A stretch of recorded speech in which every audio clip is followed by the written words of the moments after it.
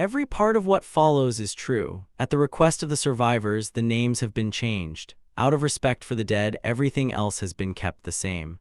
Ashes of New York. New York after midnight is an animal with a split personality. Half of it sleeps. The other half watches, hungry. David Brown walked east through Harlem with a black briefcase in his left wrist. The cold bit through his jacket, but he'd known colder things: Marco's temper, bad debts, the bottom of a poker table where your last chip means your last breath. David wasn't new to crime, he just wasn't the kind who planned far enough ahead to be good at it. Gambling had carved marks in him deeper than any knife. He chased risks the way drunks chased mornings. When he won, he doubled. When he lost, he crawled to men like Marco. The briefcase felt heavier with every step, the weight of Marco's fentanyl bricks. $500,000 in poison disguised as neat business. David was just the courier. No decisions, no opinions, no mistakes allowed. Marco didn't tolerate mistakes. The apartment building looked tired. Paint peeling, the kind of place where people disappear and the neighbors pretend they didn't hear a thing. 4th floor. Apartment 4D. Client, Leon Carter, a man who paid on time mostly. David knocked once, the code, no response. He tried again, still nothing. Something about the silence scratched at him.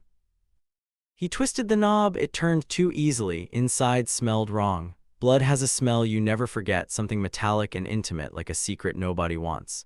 Leon lay face down on cheap carpet, throat cut deep and clean. A duffel bag beside him gaped open, empty, cash gone. David's pulse climbed, not panic, just instinct. The instincts of a man who's lived too close to danger for too long. Then he heard footsteps. Someone else was here. He moved behind the refrigerator, fast and silent. Years of criminal dust don't make you brave, but they do make you cunning. The killer entered the room, tall, hood up, gloves, pistol loose in his hand like an extension of him. He moved without noise, without hesitation. He grabbed the last bundles of cash from Leon's desk and slid them into a backpack. David didn't breathe. The killer paused. Then fired 3 shots into the kitchen randomly, paranoid, checking corners. Plaster burst inches from David's face. He dropped to the ground, went limp, slowed his breathing, let his limbs go slack. A seasoned criminal knows when to look dead. The killer didn't check the body, didn't look twice. He had the money and that was enough. He left as quickly as he came, footsteps fading down the stairwell. For a long moment, David lay still, listening, nothing. He pushed himself up slowly. The room was quiet except for the hum of a dying refrigerator. A normal man would run. David wasn't normal, he was a gambler. Opportunities have a smell too, and he smelled one now. The briefcase on his wrist was still full. The killer hadn't touched it. The drugs were untouched. Leon was dead. The cash was gone. David's mind flicked through possibilities like shuffling cards. He couldn't return empty-handed without a reason. Marco would smell weakness. Marco shot men for less, but if David kept the drugs and told a convincing story that the killer took both the product and the money, Marco might accept it.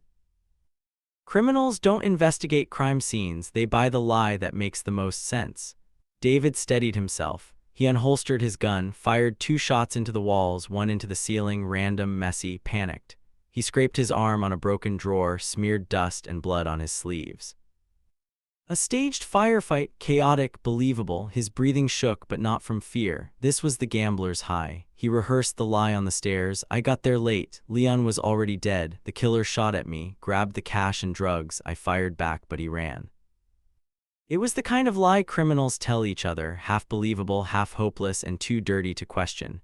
David pushed open the building's front door. Floodlights swallowed him. FBI, hands where I can see them. Guns, voices, boots. He froze. Plainclothes agents rushed him, slamming him against the wall, cuffing him.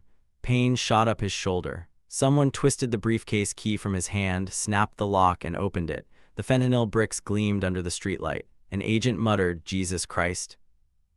David tried to find words, but his tongue felt heavy. "You've got the wrong guy," he said, but it came out like a lie told by a drunk in confession. "David Brown," the lead agent said, "you're under arrest for possession with intent to distribute, and we're questioning you for the homicide inside." They'd been watching Leon Carter for weeks. Surveillance van parked 2 blocks away. Audio feed lost for a few minutes due to interference.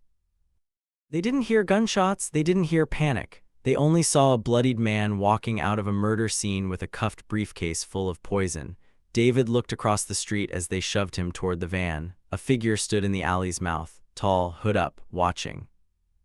The killer, he didn't linger, he melted into darkness like he belonged to it.